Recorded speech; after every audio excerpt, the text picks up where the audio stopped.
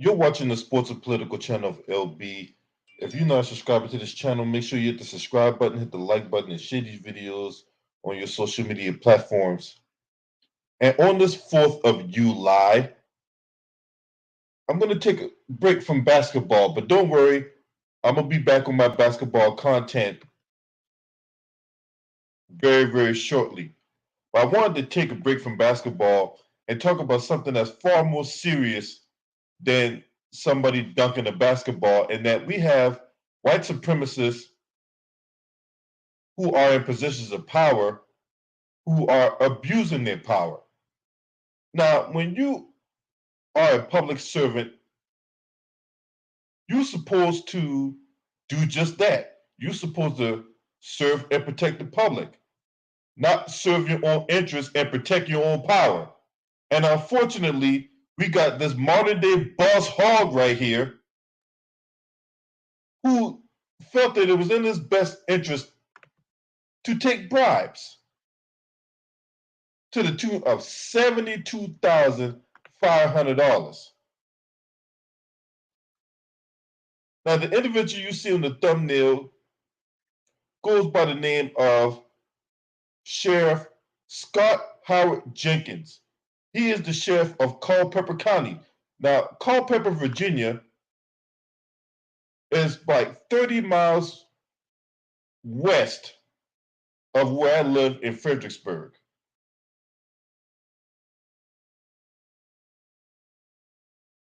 "30 miles west of Fredericksburg, Virginia." So very close to my neck of the woods. Um, between Culpeper County, Spotsylvania County, this is pretty much Donald Trump country right here.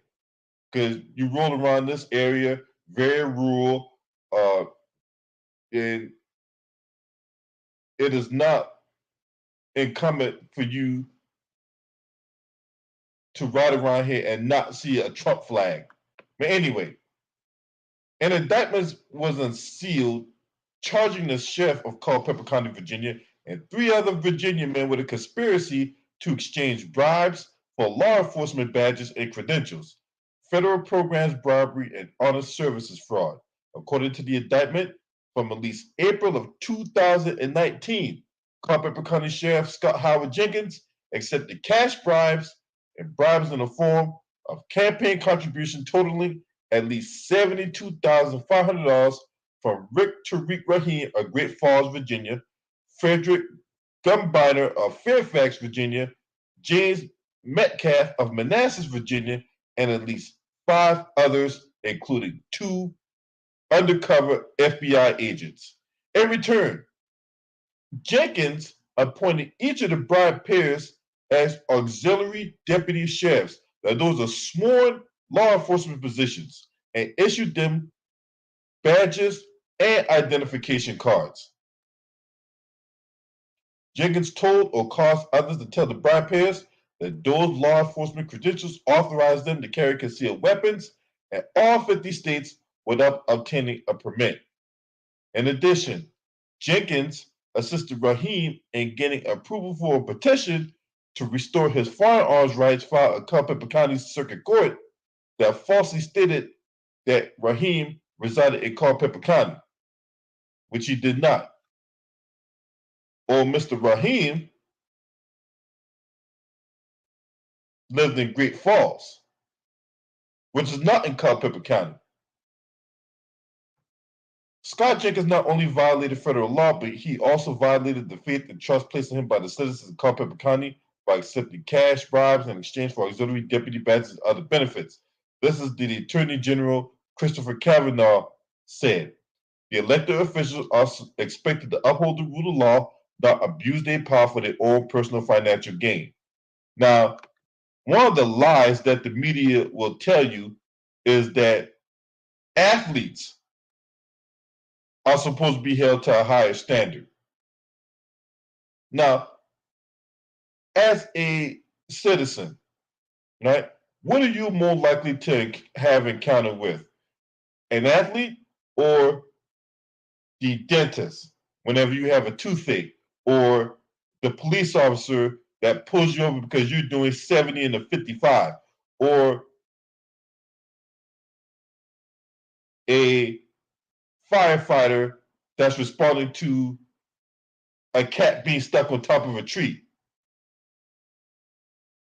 What are you more likely to have an encounter with?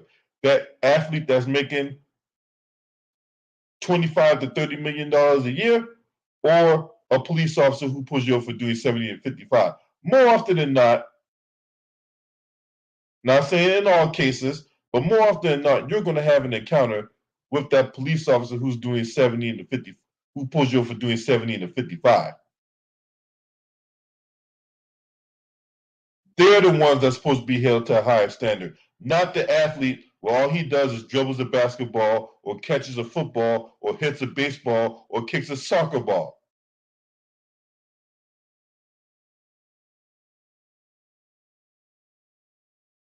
This man out here taking bribes, for crying out loud. And he gets to hold public office. You see, this is the trash that will sit up here and project things on the black folks and will rig the system to where black folks are doing jail time. Meanwhile, this man out here, who's supposed to be a public servant, being nothing more than a disservice to the public. If convicted, each defendant faces up to 5 years in the bean for the conspiracy count, up to 20 years in the bean for the honest services mail and wire fraud counts, and up to 10 years in prison on each of the federal bribery programs counts.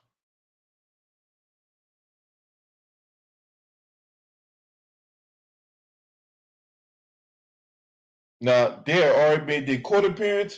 They pleaded not guilty on this case. Each of the defendants has. And get this, y'all.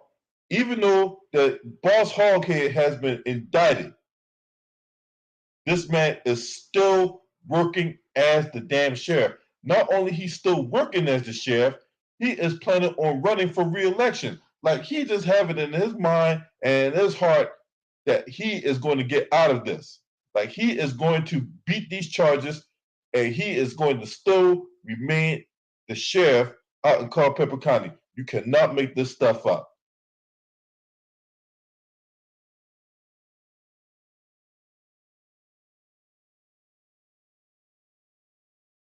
You would figure after these charges have been brought against him, you would figure after he's been indicted, you would figure this man would have taken the high road and stepped down. But these white supremacists don't know the meaning of that.